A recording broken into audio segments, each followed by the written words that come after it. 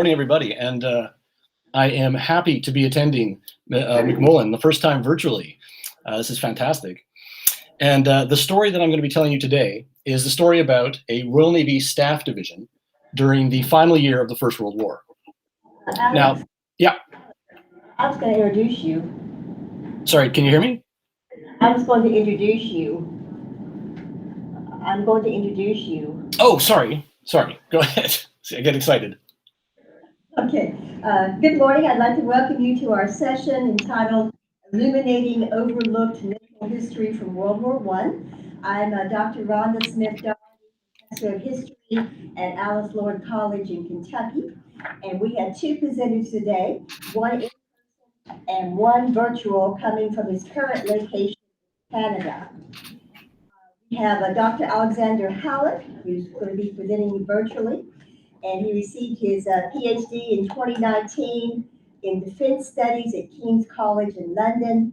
He is the author of an article for the British Journal for Military History called The Royal Navy Air Service and Anti-Submarine Warfare in the North Sea, 1917 to 1918, and also the author of a monograph called The Development of British Naval Aviation, 1914 to 1918, published in 2021.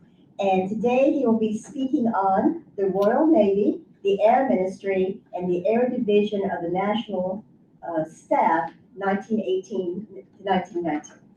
Dr. Howard? Okay. Yeah, thank you for the introduction. So like I said, great to be here. And as you can see, I'm excited. So anyway, this is a story about a Royal Navy staff division during the final year of the First World War. In the fall of 1917, the David Lloyd George government determined to create a new air ministry and to merge the Navy's Royal Naval Air Service, the RNAS, and the Army's Royal Flying Corps into a single Royal Air Force.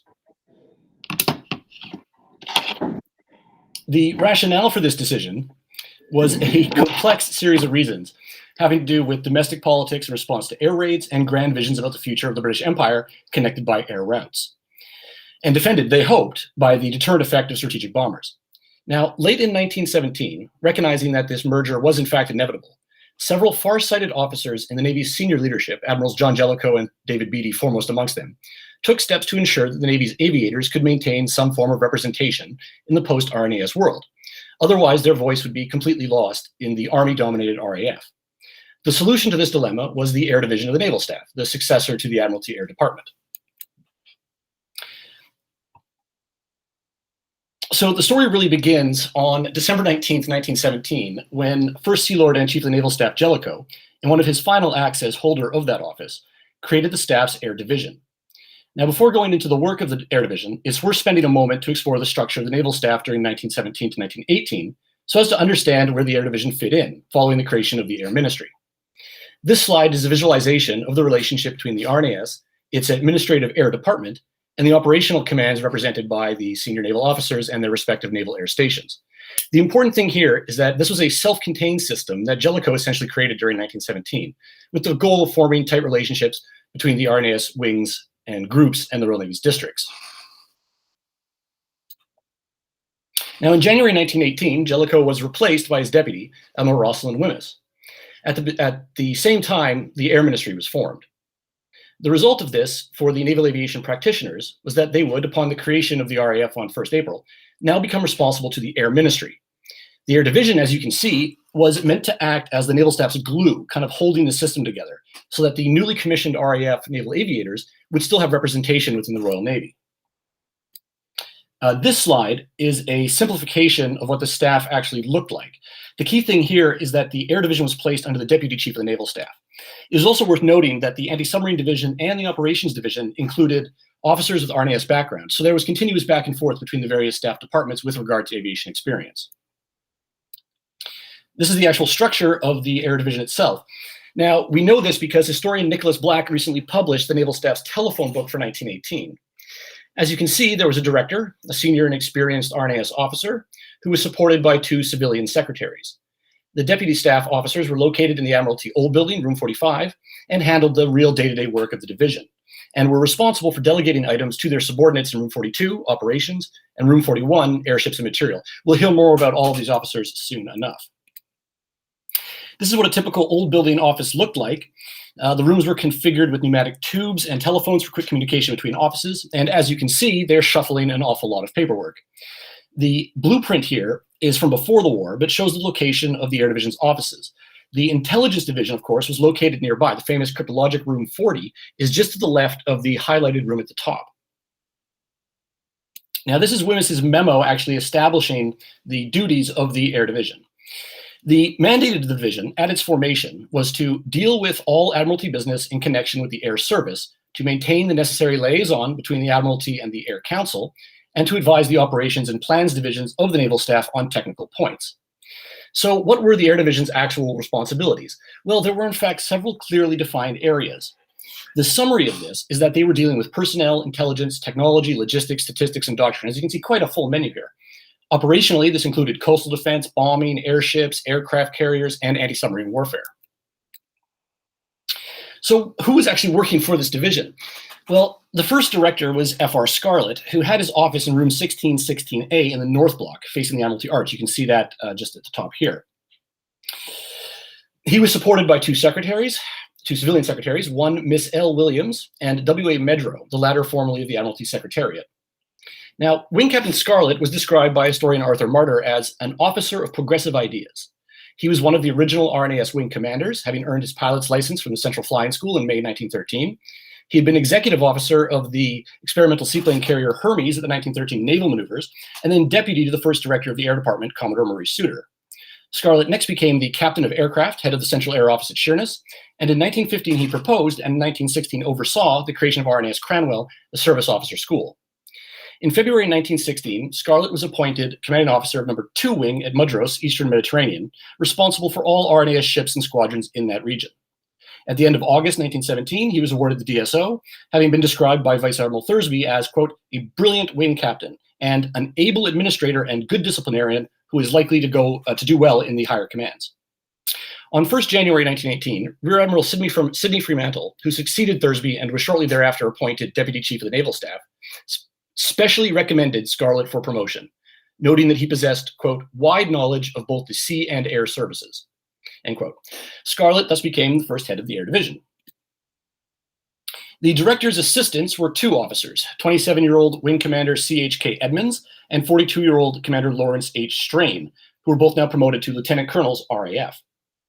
Charles Humphrey Kingsman Edmonds obtained his pilot's license in April 1912, having attended the Central Flying School, where he was described as very keen and a good pilot. Before the war, he was stationed at Kelshot, and like Scarlett, was aboard HMS Hermes during the 1913 naval maneuvers. He joined the RNAS when it was created by First Lord of the Admiralty Winston Churchill at the beginning of July 1914. Edmonds had been a pilot aboard HMS Engadine when that seaplane carrier was attached to Admiral Beatty's battlecruiser fleet in 1914, and he was aboard HMS Riviera during the famous Cuxhaven anti-Zeppelin raid of 25 December 1914, during which he attempted to bomb some German light cruisers in harbor. He was next transferred to the seaplane carrier HMS Ben Macri and sent to the Dardanelles in mid-1915. It was there, on 12 August, that Edmonds flew several pioneering seaplane torpedo attack missions, successfully disabling Turkish merchant shipping. Edmonds was promoted to squadron commander in June 1916, and during 1917 was in command of No. 6 Wing, the RNAS formation at Otranto, until he was superseded by the arrival of Wing Captain Longmore in January 1918, at which point Edmonds was transferred to the newly created Air Division. Lawrence Strain, the second deputy, had been a lieutenant RNVR and was another RFC Naval Wing pioneer. He had been an observer aboard HMS Ark Royal at the Dardanelles, where he was described as an air observer of great ability and experience who was thoroughly capable of commanding an air station. He was later transferred to Squadron Commander Robert Gordon's force and was stationed in Egypt during April 1916. On 25 July, he was transferred to No. 2 Wing at Mudros, then under the command of none other than Wing Captain F.R. Scarlett, who very strongly recommended Strain for promotion. At the end of September, however, Strain requested to be taken off observer duties, and so was moved to the staff of the Aegean Squadron, where he was then described as an exceptionally able and loyal officer, and was most strongly recommended for promotion. As such, in July 1917, he was promoted to commander acting, and then in December to full commander, Royal Navy Volunteer Reserve. In February 1918, having been recognized as a highly qualified staff officer, he requested a home appointment and was approved, at which point he was attached to the Air Division, and so once again rejoined Scarlett's command. Room 41, the office responsible for airships and kite balloons, was headed by former airship officer Major Reginald F. Maitland, not to be confused with airship pioneer Edward M. Maitland, more of whom we'll hear about later. R.F. Maitland, another RNVR officer, had been on special duty as an airship advisor to the Italian government between June and September 1915, before being transferred to the Air Department where, from November 1915 onwards, he acted as an advisor to the airship establishment at Wormwood Scrubs. He was transferred to the Air Division in March 1918. Maitland was supported by Major William Charles Mitchie, who was an expert on kite balloons. In 1915, Flight Sublieutenant Mitchie had been an observer at the Dardanelles aboard the balloon ship HMS Manica, where he was recommended for promotion and was then employed by Wing Captain Frederick Sykes, later Chief of the Air Staff Sykes, on intelligence and staff work at his headquarters. In December 1915, Mitchie returned to the balloon station at RNAS Roehampton, and at the beginning of 1916, he was promoted to Flight Lieutenant. Early in February, he was transferred to the Air Department, but a medical exam found him unfit for flight duty, a situation that continued until April. Nevertheless, he was promoted to Flight Commander at the end of 1916. In April 1917, he was placed at the disposal of the Anti-Submarine Division for kite balloon duties, with the rank of Acting Squadron Commander. In October, he was transferred back to the Air Department, and in November was specially recognized for promotion.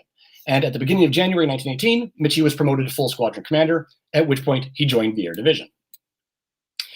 Now, the Room 42, responsible for operational concerns, possessed the largest staff, including Major Nicol, Major Wilson, Captain Lander, Captain Wastel, and Captain Hargreaves. And I'll give you the brief overview here. R.A. Nicol had flown B-2C aircraft out of RNAS Whitley Bay, Northumberland during 1915, but his service records otherwise appear to be missing. At any rate, he transferred to the Air Division in January 1918. Leonard Lander was an RNVR officer who joined the RNAS. In August 1916, Lander was injured when his FBA flying boat crashed while flying at RNAS Lake Windermere. In July 1917, he was transferred to the Operations Division of the Staff, where he worked under Wing Commander Hugh Williamson before being transferred to the Air Division in April 1918. 29-year-old Alan Wastel was transferred to the Air Division in March 1918. Wastel was a graduate of the RNAS school at Chingford and had been attached to RNAS Whitley Bay. He was transferred to No. 2 Wing, Eastern Mediterranean, in May 1916, and on 13 December, he wrecked a Henry Farman pusher aircraft as he was returning from a 6-aircraft bombing mission against the Kulali Burgess railway bridge outside Constantinople. Wastel was apparently injured as a result of this adventure and was listed as sick for a significant period of time on his service record. Nevertheless, in May 1917, he was promoted to Flight Lieutenant, and then in January 1918 to Flight Commander. He was briefly transferred to the Air Department in February before being moved to the Air Division. 27-year-old Henry Wilson, also originally RNVR, joined the Air Division in March 1918. Wilson was trained at Eastbourne and then Kelshot between October-December 1915, where he was regarded as a good duty officer. Wilson's all-around skill set included tactics, spotting, armaments, engine, and wireless telegraphy. In March 1916, he was aboard the seaplane carrier HMS Vindex, attached to the Harwich Force, which was then where he was described as a zealous and hardworking officer. Wilson was next aboard HMS Nirana in August-September 1917, where he was considered an excellent executive officer with strong leadership characteristics. And in February 1918, he joined the airship torpedo establishment at East Fortune, but was grounded for medical reasons. He was then transferred to the Air Division, where he was responsible for personnel. 41-year-old Percy Hargreaves was another RNVR officer, a lot of Royal Navy Volunteer Reserve people here, of course, who was transferred to the RNAS and attached to No. 6 Wing Otranto, where he served under none other than C.H.K. Edmonds. Hargreaves was transferred to the Air Division in April 1918. Now, as Nicholas Black has observed, the Air Division possessed considerable air experience, the staff having been drawn from theaters including the North Sea seaplane operations, Mediterranean kite balloon operations, and Adriatic anti-submarine operations. The first task of this experienced group was to oversee the transition of the RNAS, composed of 5,378 officers and almost 50,000 men, not to mention 3,000 aircraft in 55 squadrons, to the control of the Air Ministry. This was a difficult task, and indeed, the relationship between the Air Division, Admiralty, and the Air Ministry was not always clear. In this telegram, for example, the officer commanding No. 18 Group, in fact, Hugh Williamson, was unsure of where Charles Edmonds actually worked. As we can see, the liaison work the Air Division had to do varied significantly, ranging from the trivial to the essential. One vital consideration was the issue of materiel. The Air Division regularly handled papers relating to technology, innovation, and logistics. Examples include improvements to anti-submarine bombs, new torpedoes, hydrophone developments, direction finding, and wireless improvements, turret launching platforms, and even camouflage efforts. A key player in this regard was Hugh Williamson. A request for information from the Air Ministry concerning armor-piercing bombs, for example, was one of the first items discussed by the Air Division.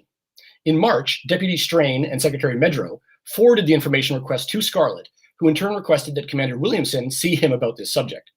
Williamson was at this time attached to the Anti-Submarine Division as the head of its small air section, but in May he was promoted to Colonel RAF and Commander No. 18 Group, East Coast of England. Williamson had considerable experience working on anti-submarine weapons, notably with the Blackburn Company, where he had helped develop the Blackburn Kangaroo, which was in fact the most successful anti-submarine aircraft of the war. Williamson's role as an advisor on the subject of ordnance highlights an interesting component of the Air Division story. That is, how it maintained existing personnel networks from the RNAS and Air Department days. For example, Hargreaves, Nicholl, and Edmonds received a report concerning flying boat tactics from the Commodore Lowestoft, but the author was in fact none other than Colonel Charles Rumney Sampson, the famous aviator and armored car pioneer from Dunkirk and Gallipoli, who is now the commanding officer of Great Yarmouth.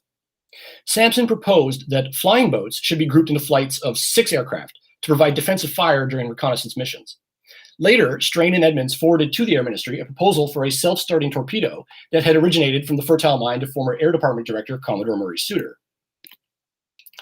Airships and kite balloons were vital instruments for anti-submarine warfare, convoy operations, and aerial reconnaissance, and significantly were not systems that the RAF could be expected to have automatic expertise in. One of the first items the Air Division dealt with was a request for information on the performance of dirigibles for coastal defense purposes. Wing Captain Edward Maitland, the director of airships, sent over the request and notified F.R. Maitland, who may in fact have been his younger brother, that an officer should be sent to Dublin to locate a mooring site nearby for Sea Scout dirigibles. Scarlett agreed and once again notified Commander Williamson, who seems to be the jack of all trades here, and then forwarded the request to Arthur Vivian, who was shortly to become the Assistant Chief of the Air Staff.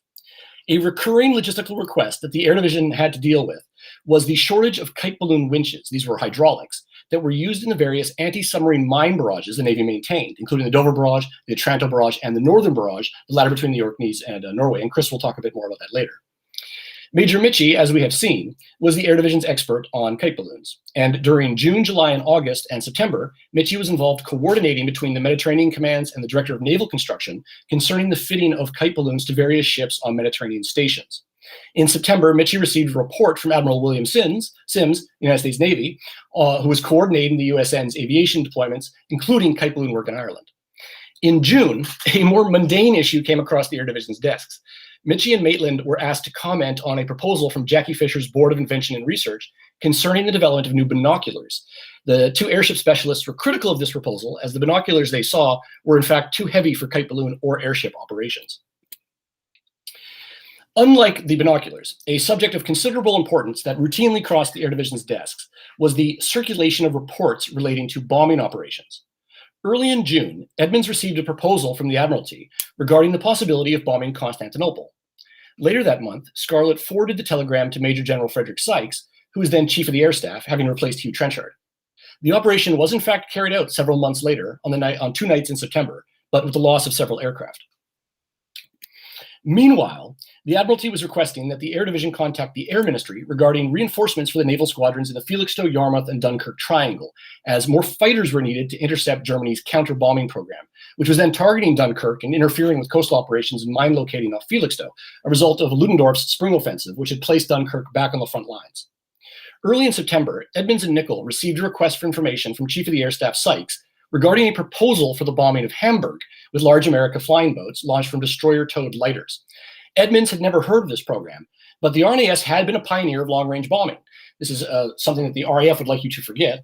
And the longest continuous bombing operation of the war was in fact carried out by RNAS Dover Dunkirk under Wing Captain, now Brigadier General, Charles Lamb, against the U-boat bases and industries on the Belgian coast. Bombing targets in urban areas was of course always controversial, and indeed sometimes illegal. The bombers occasionally missed their targets. On September 2nd, for example, Secretary Medro flagged a report from the Censor's Office describing the accidental bombing of Sluis by RAF aircraft on the night of 15-16 August, in which 2 bombs were dropped and which the Dutch ambassador had been instructed to raise with the British government.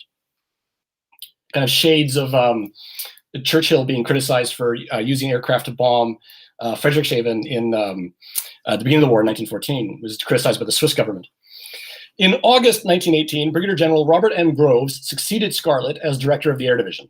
Groves, described by the official historian as an officer of ideas, had originally joined the Navy at a young age and specialized in wireless telegraphy. He then joined the nascent Naval Wing, where he commanded some of the Navy's original airships. He quickly advanced, and 2 months into the war was promoted to wing commander and then to assistant director of the Air Department. During 1916, Groves commanded RNAS No. 1 Wing Dunkirk, where he personally flew reconnaissance missions over Ostend and worked on night flying techniques. He was then transferred to Lord Curzon's 1st Air Board, where he was assistant to Committee for Imperial Defense Secretary Maurice Hankey. Groves retained this post when the chairmanship descended upon Lord Cowdrey in 1917. Now, following the creation of the Air Ministry, Groves was briefly Deputy Chief of the Air Staff, having been appointed a director during the short tenure of Air Minister Rothermere. This is the famous Rothermere-Trenchard controversy, no doubt you're aware. During this time, Groves personally flew a number of experimental aircraft and met with various naval officers to discuss the development of naval aviation under the new regime. Groves was therefore a natural choice to succeed Scarlett, as he was already in fact acting as a liaison between the Air Ministry and the Navy. Now, while he was Assistant Secretary to the Air Board in 1917, Groves had worked with Rear Admiral Richard F. Phillimore, who was then responsible for flying experiments at Rosyth, including the development of aircraft launching platforms for capital ships. Groves thus had a particularly close relationship with Phillimore, which was significant because at the beginning of 1918, at David Beattie's recommendation, Phillimore became the admiral commanding aircraft and was responsible for all Grand Fleet aviation. Phillimore commanded the Grand Fleet Flying Squadron, which was built around the carrier HMS Furious. By October 1918, this force included HMS Argus with its Sopwith T-1 torpedo bomber capability. An example of what the Flying Squadron was doing arrived at the Air Division on 9 September when Nicholl and Lander received Phillimore's recommendation that one Lieutenant Dawson be promoted, considering his exceptional skill as one of the pilots in the stunning Tondern raid of 19 July. This was the most successful naval airstrike of the entire war, in which Zeppelins L-54 and L-60 were destroyed in their sheds by 6 Sopwith Camels launched from Furious. You can see the telegram here, which is preserved in the Air Division files by Nicholl and Lander.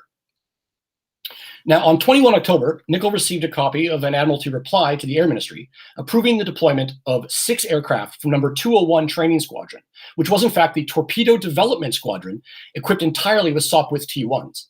The East Fortune crews and aircraft were deployed aboard HMS Argus beginning on 15 October, and, had the war continued, would have been used to attack Wilhelmshaven in 1919. I see a propaganda group collection of photographs here showing the expected decisive attack against the High Seas Fleet. Although the naval war was ending, the struggle against the U-boats continued until the last minute. The imperative to develop and cultivate effective anti-submarine tactics was something the Air Division took especially seriously. As early as 8 March, Medro and Strain had prepared a request for intelligence on U-boat performance, types, and tactics to be circulated to the RNAS stations and units engaged in anti-submarine warfare. This was the beginning of the process that would lead ultimately to the creation of the Air Division's various anti-submarine manuals, the first of which was a pamphlet on U-boat identification that appeared in April. By October 1918, of course, coastal aircraft and airships were ubiquitous, coastal convoys had been implemented in all of the threatened waters, and indeed the submarine chasers were deployed, as Chris will tell you about, and the Belgian U-boat bases were soon to be overrun in the general Allied advance, putting an end to the submarine threat. Which brings us to the end of this story. The Air Division, perceived by the post-war Air Ministry as a 5th column, was closed down in the summer of 1919 during the Air Ministry's Carthaginian disbanding of the former RNAS squadrons. The division was supposedly replaced by the RAF Coastal Area Command under Air Commodore Arthur Vivian, but even this establishment was downgraded to a regional command in 1920. Admiral Beattie, after 1st November 1919, acting as First Sea Lord, was able to temporarily fill the vacuum by creating the Air Section of the Naval Staff, with Commander Richard Bell Davis, one of the few senior naval aviators who did not join the RAF, as its head. Some of the former Air Division members indeed continued their careers with the RAF, while others were demobilized and retired. William Mitchie was transferred to the unemployed list in March, Edward Lander was moved there in April, and Percy Hargreaves was transferred to the unemployed list in July. Alan Wastel, on the other hand, was sent to the 2nd Brigade, and then in September to the Southwest Area Command. He was attached to the HQ North area in March 1920, but was taken ill as a result of his long-suffering injuries and was medically retired in July. Reginald Maitland, for less than a month between September-October 1919, was listed as serving with Vivian in his newly established Coastal Area Command, but was then immediately transferred to the unemployed list on 6th October. It is unknown what became of Wilson and Nicholl, although the odds, of course, favor demobilization and retirement. Charles Edmonds became a director of the RAF Staff College, Andover, where he was responsible for educating future RAF officers, Charles Portal not least amongst them. Lawrence Strain produced a history of the RNS war effort, and copies were made for the Air Ministry, the Lloyd George Cabinet, and indeed the United States Navy. Strain was then also transferred to the unemployed list in February 1919. Brigadier General Groves went back to the Air Staff and other RAF commands. He was appointed acting chief of the Air Force Middle East, but was killed in a flying accident in Egypt in May 1920. Brigadier General Scarlett became the commanding officer number 12 group in May 1919, then the commanding officer RAF Halton in December, and in 1920 was transferred to the RAF with a permanent commission. In September 1924, he was head of the Coastal Area Command, and he became the CNC Air Defense of Great Britain in 1928, and then the CNC Middle East between 1929 and 1931. He retired as an Air Vice Marshal in 1931. And I'm going to conclude now. Researchers have generally ignored the archives of the Air Division, as the papers seemingly neither fit into the historiography of the young RAF or into the post-war, post-First World War history of the Fleet Air Arm. Nevertheless, the Air Division was staffed by highly qualified, pioneering officers who had brought with them a wealth of knowledge and important network connections. The Air Division's files demonstrate that the staff officers involved were committed to learning from the experience of the war and were responsible for producing and circulating vital operational research and doctrinal manuals. In fact, they represent a prototype operational research organization. With hindsight, the Air Division was in fact a model of joint staff work and clearly the future of inter-service cooperation. The tragedy is that the lessons and best practices the Air Division provided to the Navy and RAF were not cultivated and expanded upon after the war. The Air Division instead was unceremoniously dismantled in the petty inter-service rivalry over roles and budgets that resulted from demobilization. The Air Division model had to be completely relearned during the Second World War and at no small cost. So thank you very much.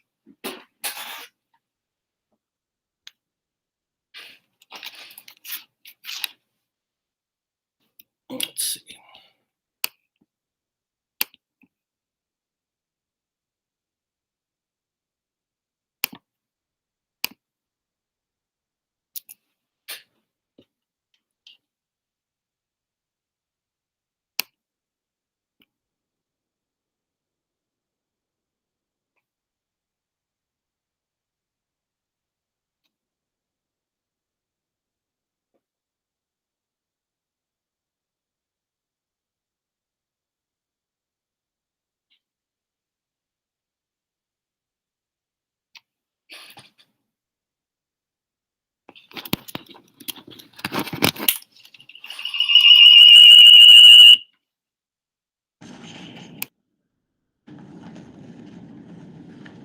All right. First World War introduced the submarine to naval warfare in earnest. Even before 1914, navies were seeking an antithesis for the submarine. The Royal Navy perhaps most successfully, although with hindsight, their pre-war efforts still left much to be desired. And while it was generally agreed pre-war that the destroyer was the ideal counter to the submarine as it had been to the surface torpedo boat, it was also recognized that there were never enough of them for use in all seasons. For ASW duties where destroyers were unavailable, a variety of specialized craft were either designed or extemporized during the war, such as the British Z whalers and P-boats, patrol boats, or the French ASW gunboats powered by machinery torn out of old torpedo boats. Can you hear me? Okay, great. The U.S. Navy shared these concerns despite their neutrality, and by the time Germany declared a new round of unrestricted submarine warfare on January 31st, 1917, such concerns had even reached Woodrow Wilson and his contentious Secretary of Defense, Josephus Daniels. Slide, please. After years of ignoring the Navy's concerns about being drawn into the World War, Daniels authorized preparations for an American anti-submarine campaign in February 1917. With time short in the Bureau of Naval Construction and Repair, unfamiliar with the sort of construction work, design responsibility was given to Reserve Officer A. Loring Swayze, a highly skilled designer of small craft. Slide. Within weeks, Swayze's team produced the 110-foot Subchaser, wooden-hulled design capable of the then remarkable speed, 18 knots, thanks to 3 gasoline engines, which were as remarkable for simply being available for mass production at such short notice as they were for being reliable. Unlike similar American mobilization projects of the First World War, such as the Mark 8 International Heavy Tank or the larger Ford-built Eagle anti-submarine boats, the sub-chasers made their presence felt in wartime. Of the 447 eventually ordered, 440 were completed, 6 others being canceled and 1 lost to fire while on the building ways. Further 6 were completed but never commissioned. Of the remaining 434, 100 were built for France, although only 96 were delivered, 2 more being lost in transit. And of the U.S. Navy's remaining 336, 135 operated in European waters. Seakeeping abilities of the chasers were shown by their hundreds of Atlantic crossings, despite a post-war snit regarding whether they could be considered seagoing craft between the Treasury and the Navy departments. The Mediterranean chasers did important work in maintaining the Otranto barrage in the Adriatic, and even participated in the bombardment of the Austro-Hungarian base at Durazzo, now in Albania, the only surface engagement of the war in which American warships took part. During the Durazzo operation, the chasers present damaged 2 Austrian U-boats, and a message intercepted by Allied radio intelligence around the same time suggests their presence with the Adriatic barrage was a very effective deterrent towards Central Powers submarine operations. Once the war was over, several chasers based in England helped dismantle the Northern Mine barrage that had been laid as an anti-submarine weapon in 1918 and was one of the major American contributions to the war at sea.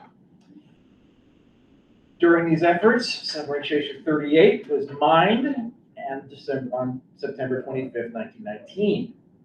She was what is known as a constructive total loss and was sold locally for scrap.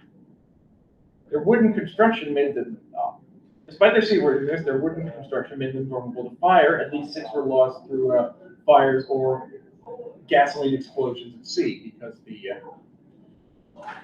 nature of the fuel, much more flammable and explosive than bunker fuel. Now, sub-chasers were hardly glamorous. With reason, the principal post-war account of their history called them the Cinderellas of the fleet. Designed for mass production during the war, slide please. And then next slide again. Designed for mass production during the war, they were considered equally disposable in peacetime. Story usually ends here.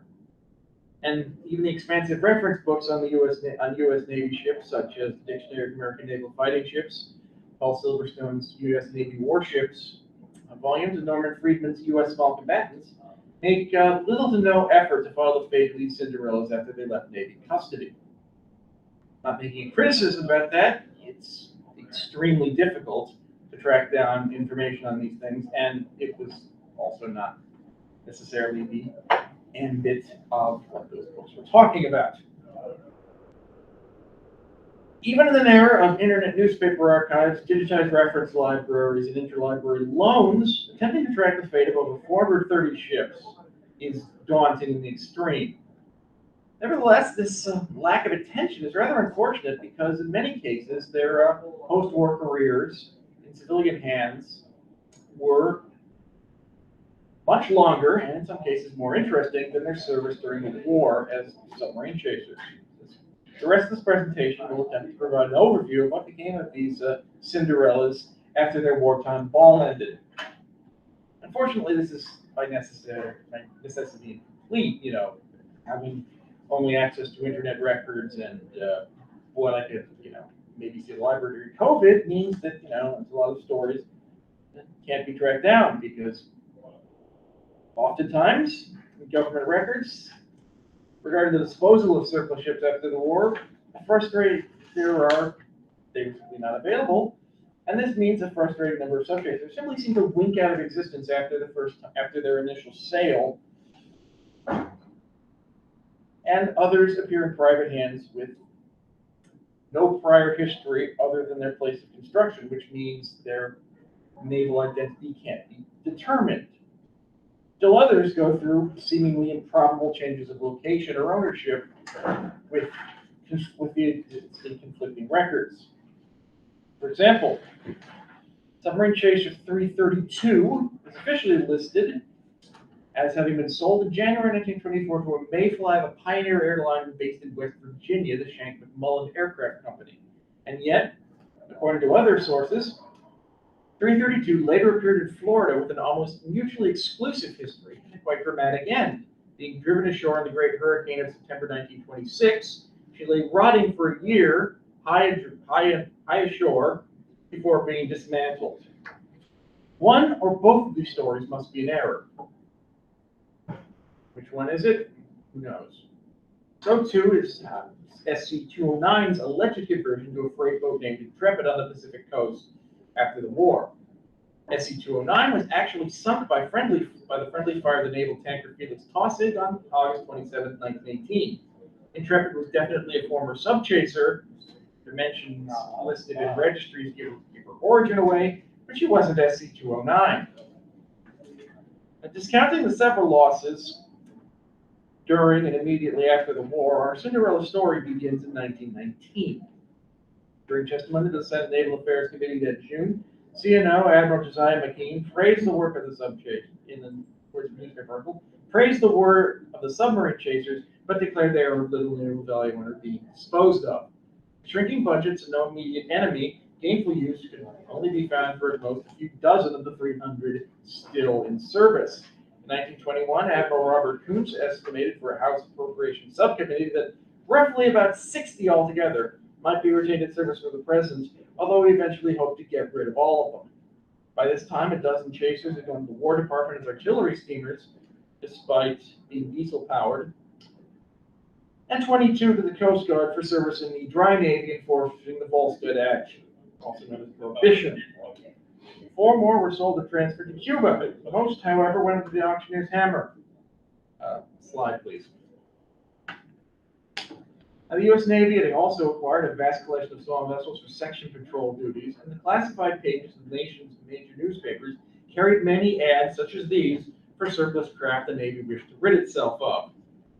Also featured from the summer of 1919 onward were subchasers, usually listed in the ads by the Naval District where they had been last tied up.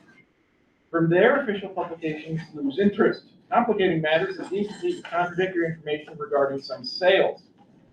Case of 3 Bremerton Yard-built chasers, SC-292, 293, and 300, is instructive. While on one hand, Danfoss lists them as being sold to 3 separate buyers in 1921-22, contemporary reliable sources show that all 3 were bought by the Seattle Fisheries Association to become trawlers. Yet, at a third hand, there's equally credible documentation that confirms the accuracy of the Dictionary of American Naval Fighting Ships story. Space is not for a full discussion, but it seems that the first purchaser, the Seattle Fisheries Association, was delinquent in payment, and the boats were snapped up by other interests. But fortunately, not all chasers have such a tangled story. Slide. Sales are slow at first, only 3 appearing in the Commerce Department's annual list of merchant vessels in the United States in the 1920 fiscal year, joined by 11 more in 1921. In some cases, they didn't sell at all. Some of the first chasers offered for sale were transferred to the Coast Guard for prohibition duty. It seems initially they were overpriced. Having initially been appraised at about $12,000 or upward, very few sold for this much. Prices dropped as the Navy became more anxious to sell, and many chasers went for a fraction of that appraisal value, common figure being between $1,000 and $3,500. By 1921, they were being sold in lots, averaging a few hundred per boat. San Francisco company M. Levin & Sons bought 7 for a total of $5,312.86.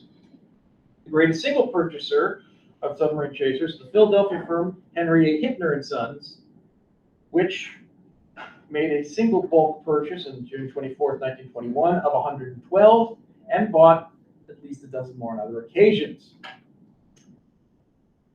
During the 1920s, Hittner's, the President Joseph G. Hittner, seen on the left, and the photo of their yard at the right, accumulated so many warships that had they not been a scrap metal firm, they would have possessed a respectable navy.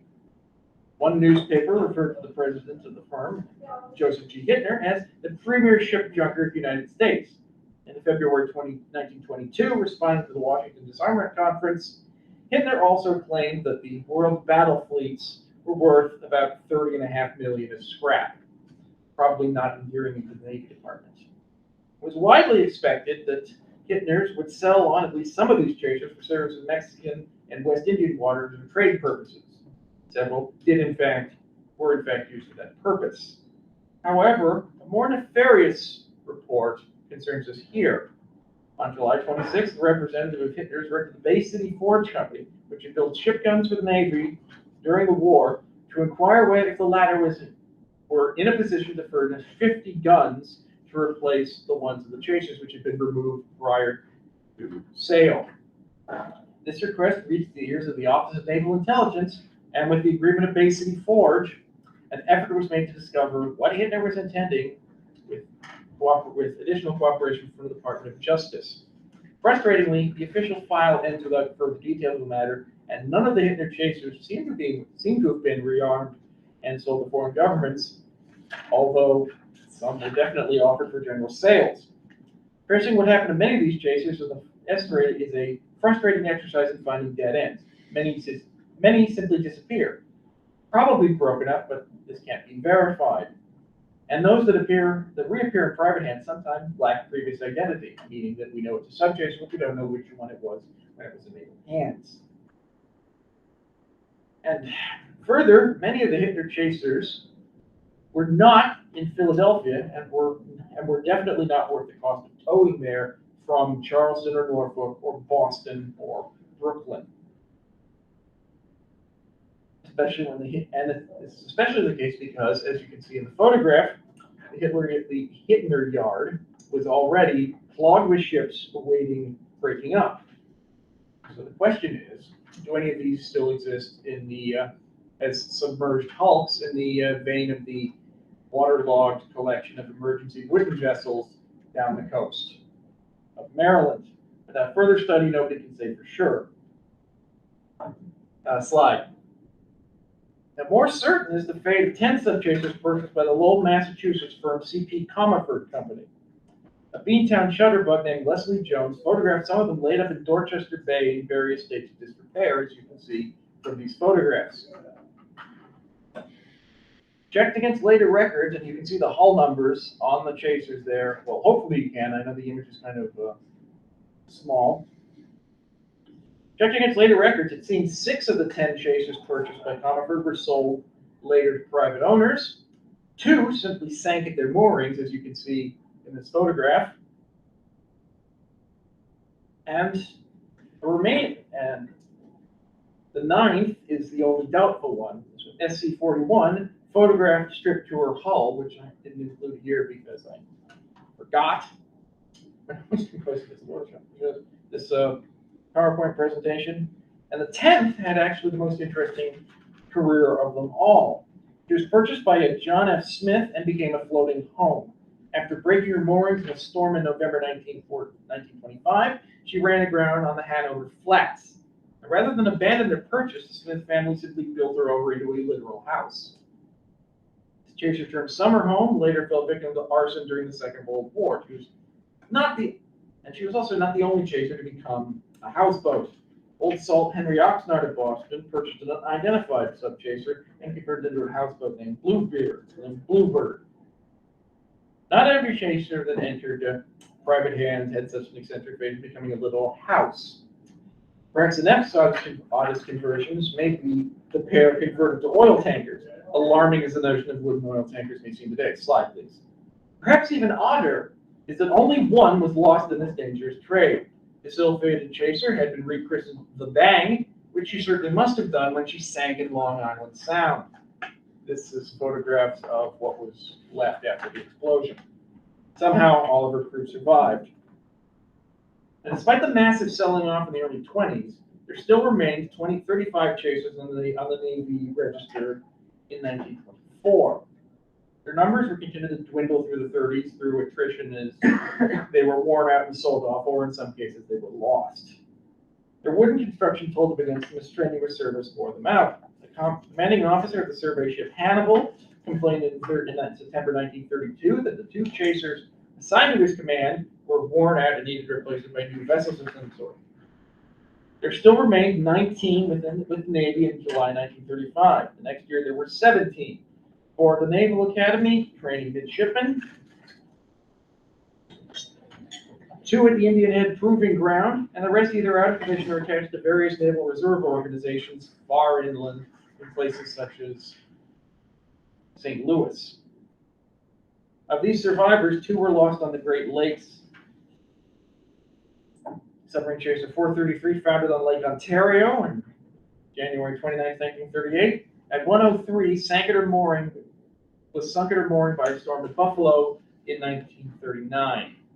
Discounting the latter, 10 remained in Navy hands as the Second World War began, and several chasers that had been sold off in the 20s, such as the former SC-186, were reacquired as district patrol craft or Yippie boats after their hull prefix YP.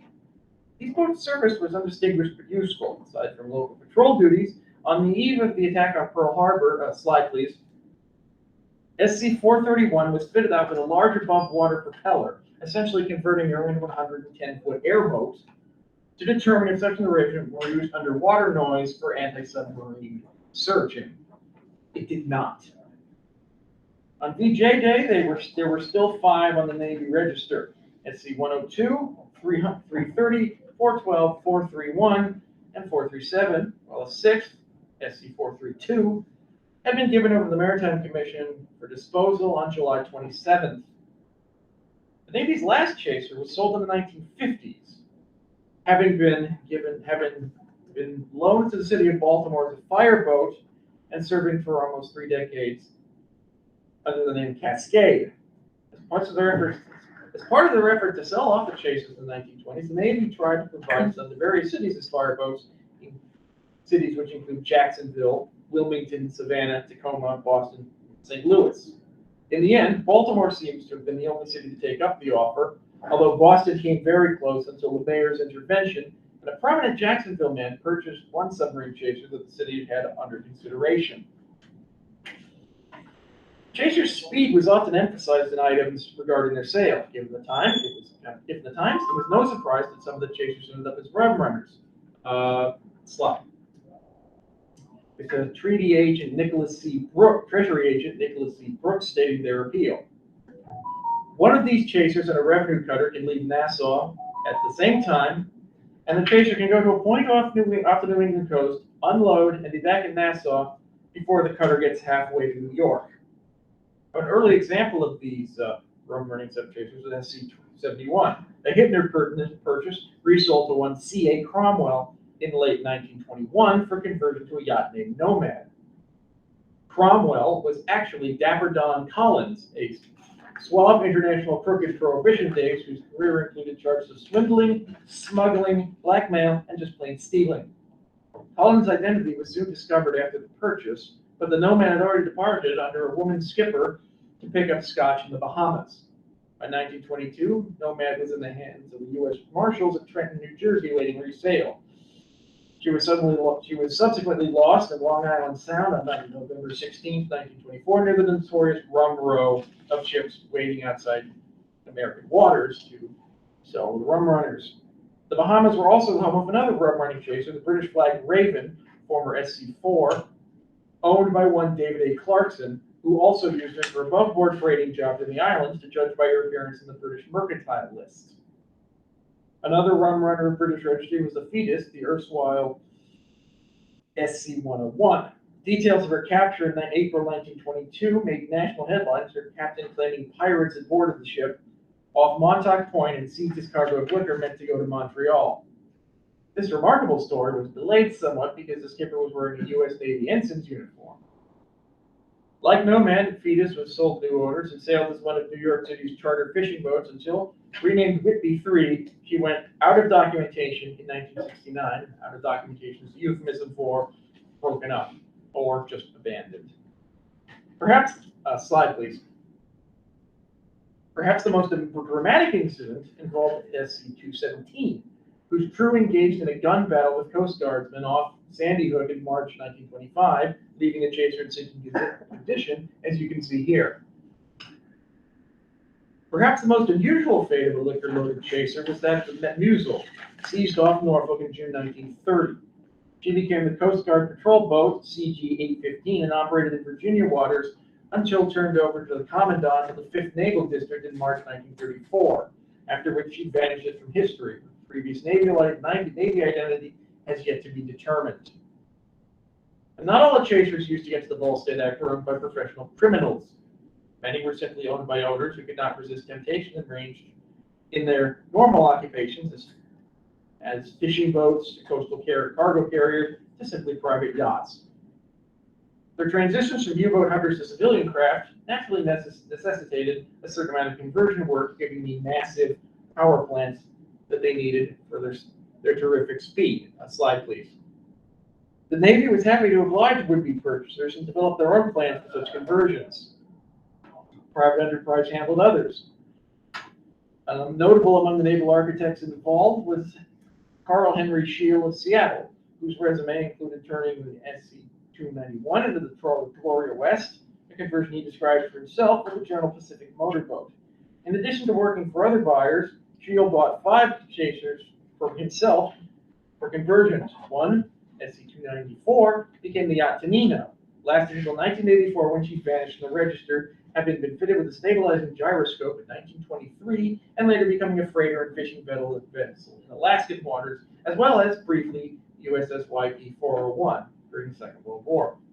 And yet, despite surviving to 1984, the 294 was not the last of Shield's conversions to survive. Slide, please. Certainly, not all converted chasers received such extensive and careful rebuilds or lasted as long afterwards. In some cases, their civilian lives were short indeed. SC-332, which I referred to earlier in the question of her tangled sail, was still being converted to a yacht named Adventurer by her owner when she was wrecked by the Great Hurricane in Miami in 1926. This shows her being demolished. Only somewhat longer was SC-294s. One of the chasers handed over to the War Department. She was taken out to Oahu to service Army units there. Was sold by the War Department to F. Leroy Benedict and rebuilt as the palatial motor yacht Hawaii in early 1924, only to be wrecked after breaking anchor before the year's end. Even more dramatic was the fate of SC-205. Already something of a jinx ship in naval service, having suffered an explosion aboard that killed 2 of its crew, 205's luck did not improve in private hands. In fact, her fate seems something out of a Carl Hiaasen novel. Purchased by Ernest Sulzer in 1921 at Key West Naval Station, she was fired upon while under tow to Miami by her sister ship SC-120, whose commander believed she had been stolen from naval base. On what grounds the commander of the naval vessel thought a subchaser could be stolen from Key West Naval Base, I leave it up to you to determine, but it goes to show, I'm not sure what it shows, but it's rather amusing. A year later, she burned the water line off Sand Key. Similarly brief as the career of the Alpha, yet another subchaser of unknown origin was purchased, possibly from Hittner, by a retired Army major named Schroeder. She went down off the Carolinas en route from Miami to Baltimore. Many others, however, had far less dramatic fates. SC-425 spent her whole mercantile career as a freighter for the Consumers Ice Company of Bristol, Maryland. After more than 15 years of humble service, she was discarded in early 1939. By the middle years of the 1920s, it became fairly easy to follow the majority of the surviving subchasers, at least those not sold to foreign owners, by use of the Commerce Department's annual registers of merchantmen, especially after 1925, when they thankfully include the names of the owners along with the details of the vessel. In a few cases, Greg Williams' book, World War II U.S. Navy Vessels in Private Hands, summarizes their story. Of these, the SC-294 has already been mentioned. Others include SC-64, converted to a water barge by the Navy in late 1942 and sold next year to become the fishing boat Santo Antonino, surviving until her loss in the autumn of 1955. Then there were those so far left untraced. Their registry entries reveal some interesting stories that can probably be expanded on. For instance, a surprising number became Gloucester fishing trawlers. In 1947, there were a dozen ex-chasers listed as fishing vessels with their home port at Gloucester, Massachusetts. And something about the subchasers must have appealed to Chesapeake Bay fishing operator John R. Lawson. He owned a small fleet of them in conjunction of other Lawsons, probably relatives, in 1939. This assortment included at least 4 of them, all registered in Newport News. Finally, it took a surprisingly long number for the number of submarine chasers in these Commerce Department records to drop below several dozen. In 1950, there were still at least 45 operating commercially. However, that decade saw the sturdy craft finally begin to wear out. By 1956, there were 32, and in 1964, there were 25. Still, the decline was remarkably slow. There were still 11 in 1975, and in 1981, there were 7. After this, except for 2 covered by Williams, it becomes very hard to track the remaining chasers as the commercial records are no longer available, as the commercial registries have not been digitized and put online. By 1994, all seem to have been gone. This means that the last reliably documented chaser was one which had been actually removed from the American Register in the early 1920s. Slide, please. SC-309 was one of the chasers built by the Bremerton Navy Yard and was sold in January 1921 to the Starland Investment Group as the yacht Reindeer. He was under the Shield conversion. Subsequent owners renamed her Caresis and Evelina M., and her interior was described by one newspaper as something to bake a song about. By 1991, she was owned by Martin Opie in Victoria, British Columbia, and was profiled in the Vancouver Times Colonist Sunday Supplement, as illustrated there. Despite time and refitting, she still produced the original ship's wheel and Sperry compass. Sadly, she was towed away for scrap in 2001 or 2003, as can be seen on the right. Thus, in a crash wartime mass production program to produce a vessel that lasted almost a century afloat. 90 years is a remarkable age for any ship to achieve, and it demonstrates Yankee ingenuity at its finest. Yet, it still might not be the end of the story. The Coast Guard's annual list of American ships is no longer produced in print form, but is published online.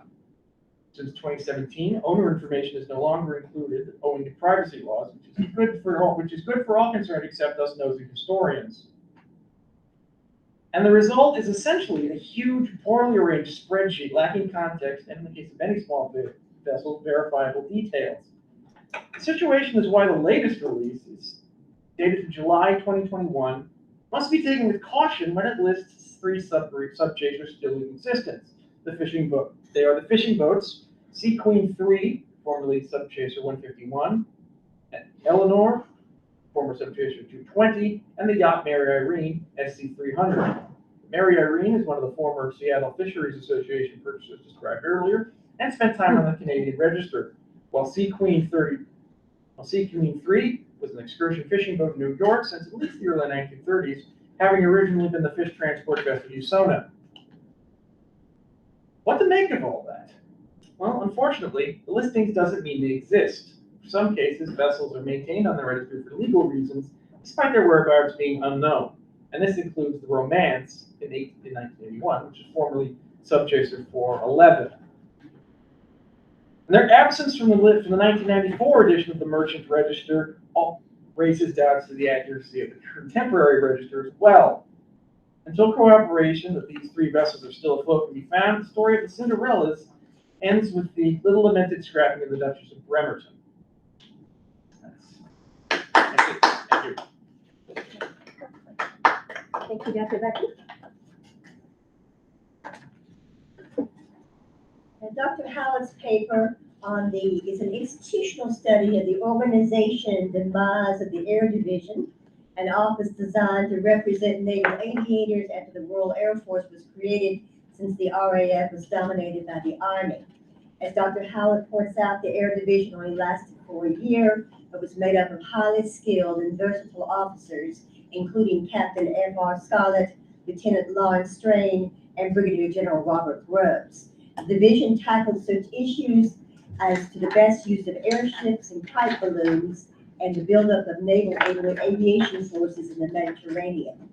During its year of existence, the Air Division was committed to learning from the use of air power in the Great War and produced manuals on operational research and air doctrine.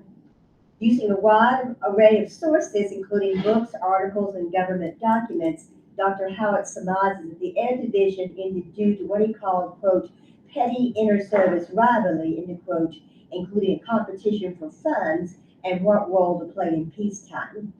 I would suggest expanding your section on why the Air Division was disbanded. Can you detail some of those problems, even jealousies, after the RAF and the RNAS was merged into the RAF? How were funds and equipment allotted? And the second part, when you say that, quote, the Air Division model had to be completely relearned after World War II, I would ask, did the World War II aviators learn any lessons generated by the Air Division? So they didn't make these operational manuals and doctrines. Dr. Bucky's paper, Cinderellas After the Ball, examines the over 400 sub-chasers, the fast wooden-hulled boats designed in 1917, and what happened to them after the Great War ended. As Dr. Bucky concludes, most of them were scrapped, but some ended up in the Coast Guard, while others were auctioned off, although records of who bought the boats contradict themselves, and finding the truth is a difficult endeavor. A scrap metal firm called Henry A. Hilton Sons bought over 100 for either scrap or possibly to rearm and sell to foreign nations, although no proof can be found that the rearming ever occurred. Some became houseboats, oil tankers, and even rum runners.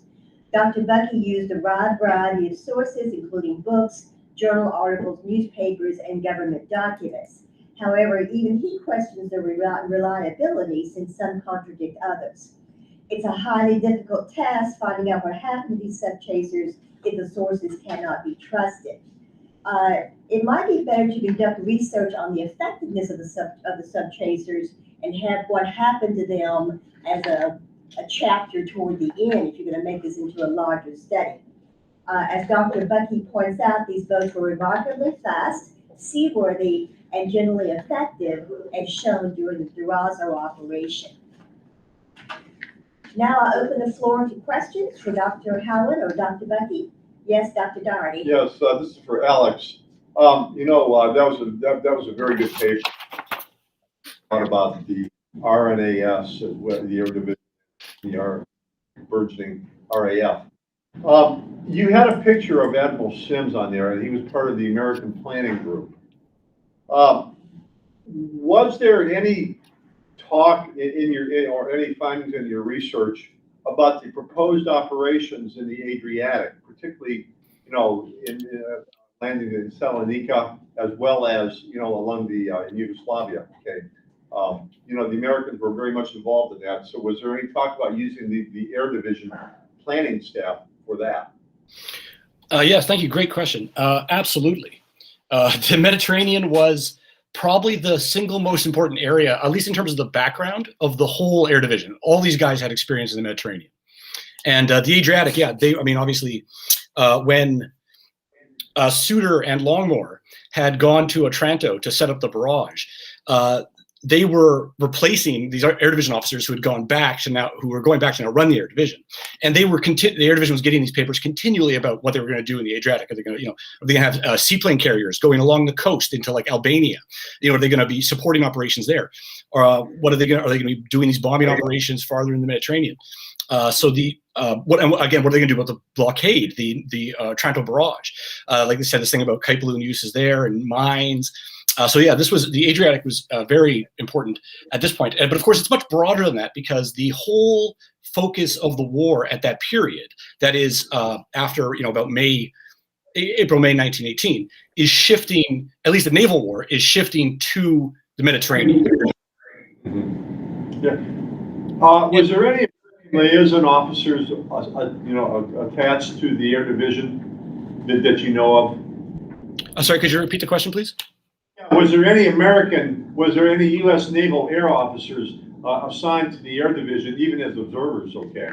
No, unfortunately not. Like I said, it was mainly these former RNVR officers. However, as I mentioned with Sims, they certainly were receiving communications from people working for the USN. The guy I would have loved to have heard about is Hutch Cohn, who was running the Killing Home flying boat work for the USN up in Ireland. And I would have loved to, I didn't see him, any direct communications from him, but certainly the Air Division, as I mentioned, had sent advisors and things to Ireland where the USN was operating their anti-submarine patrols and things like that. So there was absolutely that tight liaison between the USN and the Royal Navy, although no officer was personally on the Air Division staff, no USN officer.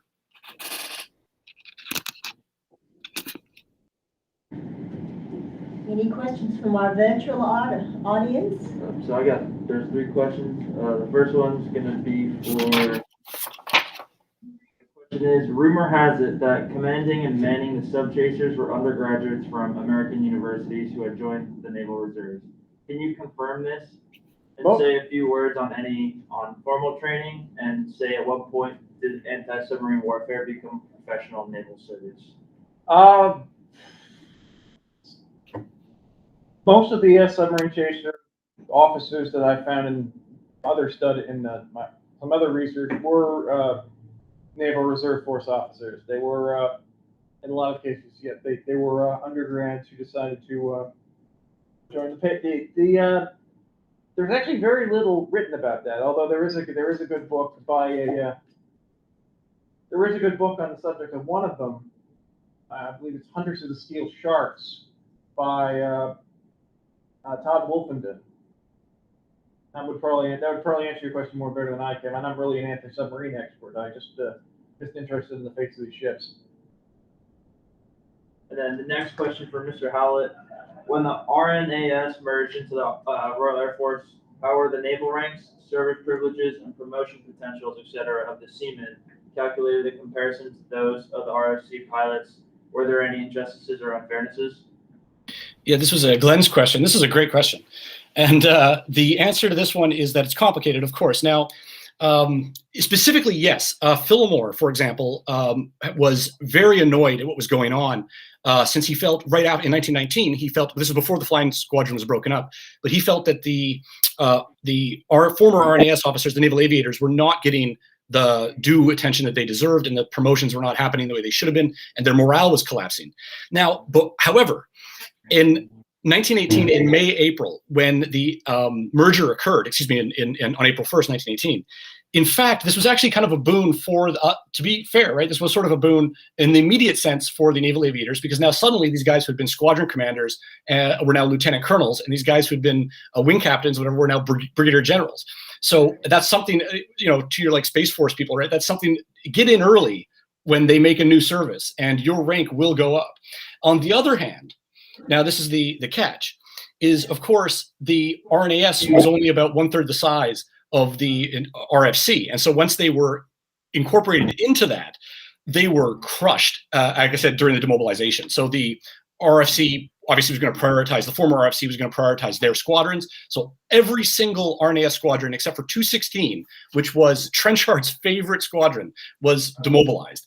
And they were so Carthaginian about it that even East Church, which was the old RNAS training establishment, was turned into a prison. So the morale issues were seriously a problem after the demobilization occurred. And this was something that Rhonda was mentioning about, why was the Air Division disbanded, and why did this happen, and so on.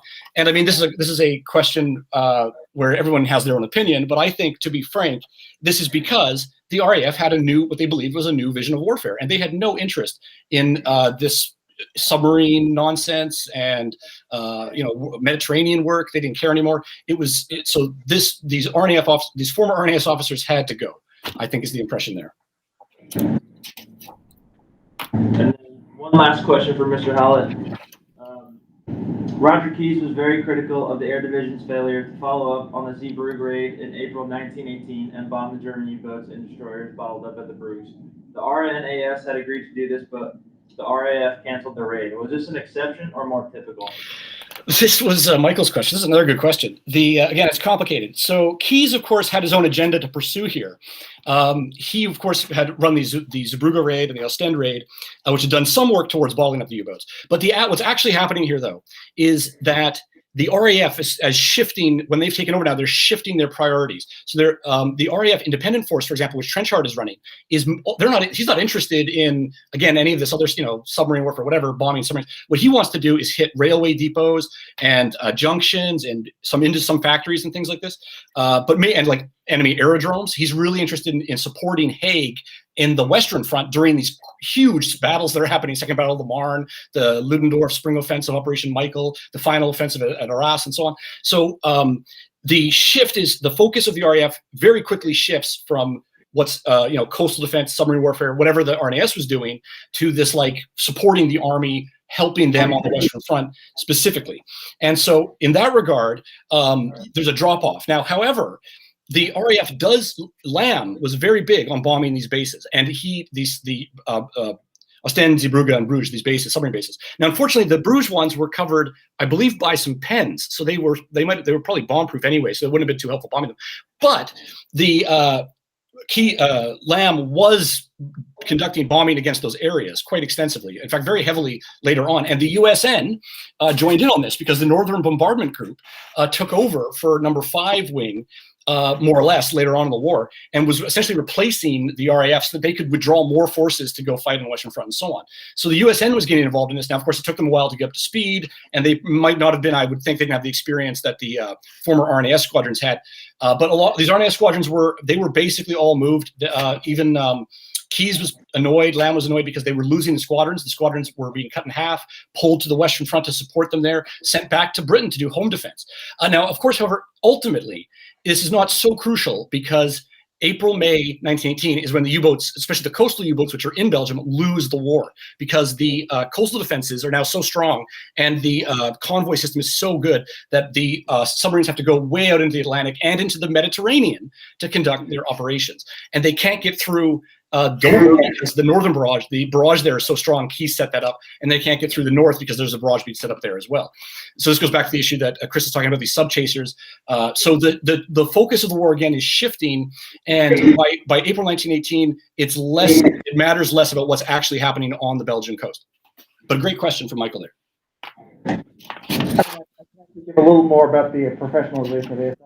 It was already professional at this point because the sub-chasers were a mobilization thing. They were designed to augment. They were built in raft numbers to augment because we weren't going to have enough destroyers to hunt submarines everywhere. The destroyers were also working in anti-submarine roles in the western approaches under Sims and under British Admiral Bailey, and they also conducted attacks on U-boats. But that was where the submarine chasers were made by reservists, not because the ASW wasn't professionalized at that point. It was because they were mobilization asked. They were part of the general mobilization.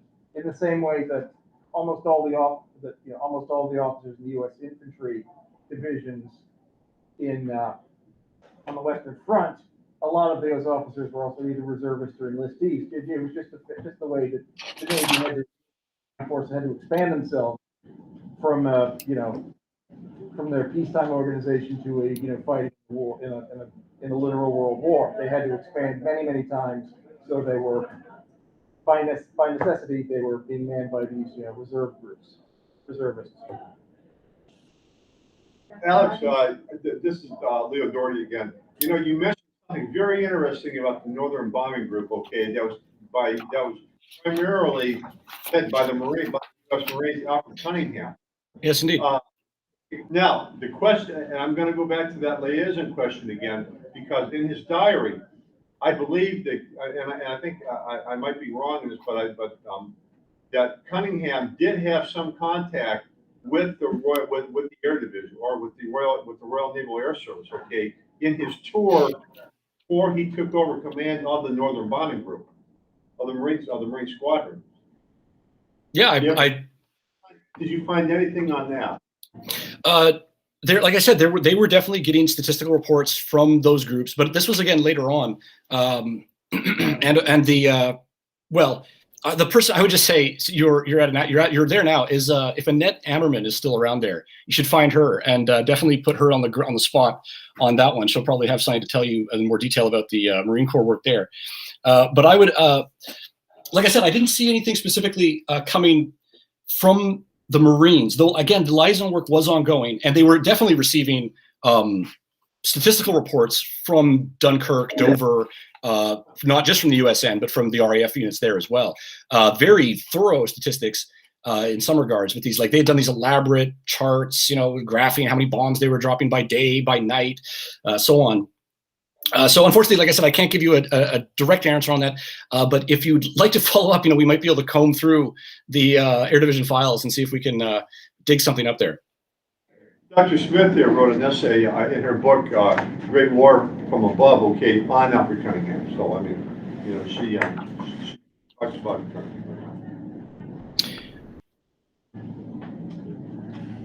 Any more questions? Any virtual questions?